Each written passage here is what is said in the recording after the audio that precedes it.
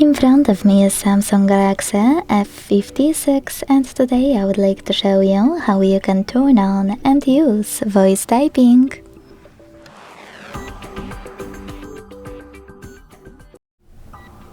Begin by launching your keyboard and looking for a microphone icon at the bottom left corner.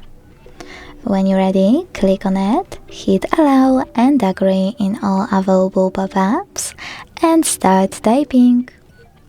As you can see, voice typing is on. If you want to stop, tap on the same microphone. Thanks so much for watching. If you enjoyed this video, don't forget to leave a like, comment and subscribe. Bye!